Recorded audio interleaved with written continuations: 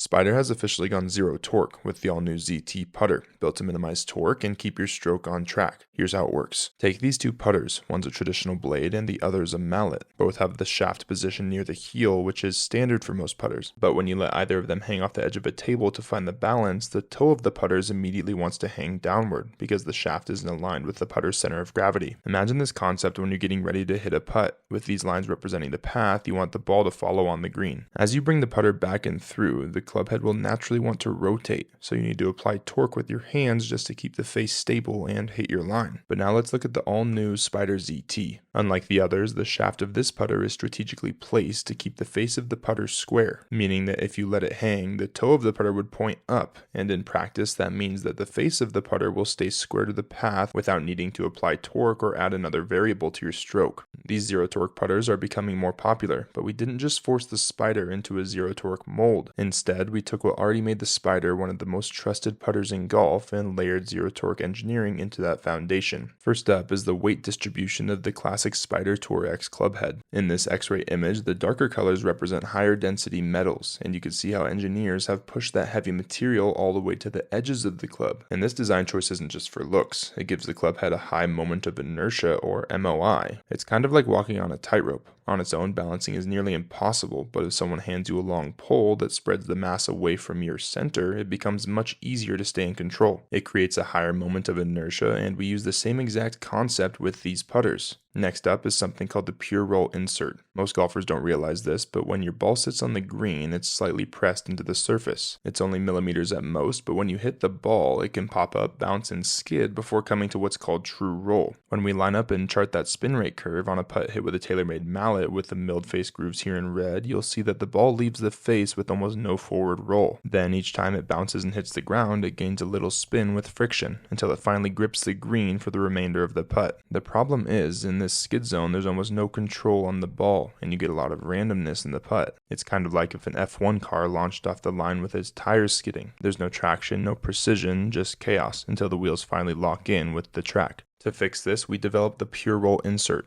At a glance, it just looks like grooves on a face, but if you zoom in, you'll see that they're actually angled beams. When they make contact with the ball, they flex, and then as the ball leaves the face, they release, instantly creating topspin. If we overlay that spin chart again, this time with a Spider featuring a pure roll insert, the ball starts its forward roll off the face, which minimizes skidding and reaches its true roll sooner, helping it stay on its intended line with more consistency. With this new ZT putter, proven Spider performance and pure roll consistency meets zero torque stability, something that we encourage all golfers to experience.